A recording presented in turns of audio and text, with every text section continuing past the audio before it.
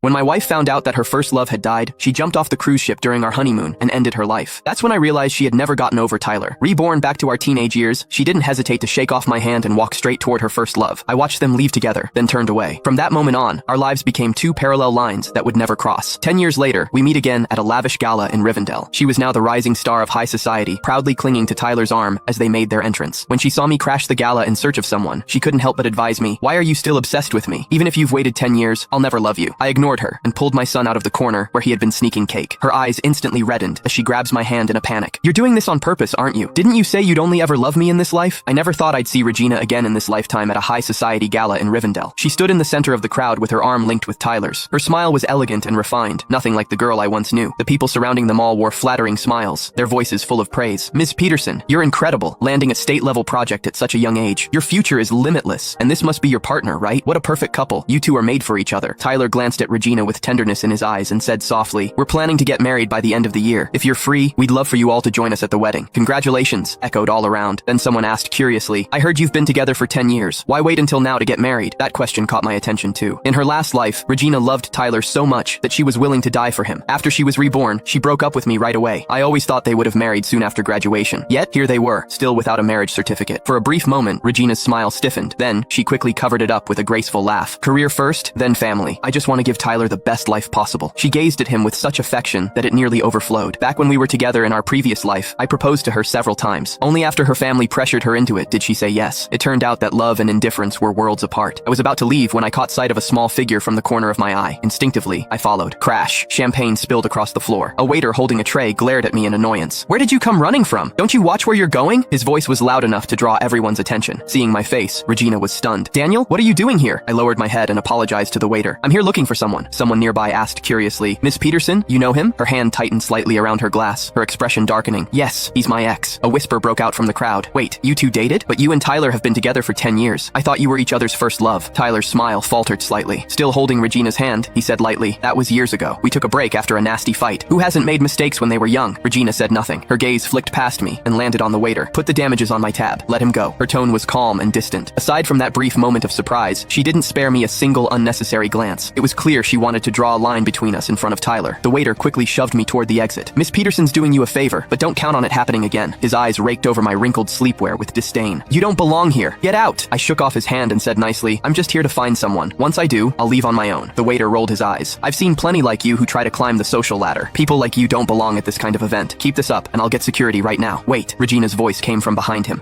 Click the link in my bio to get the full story for free.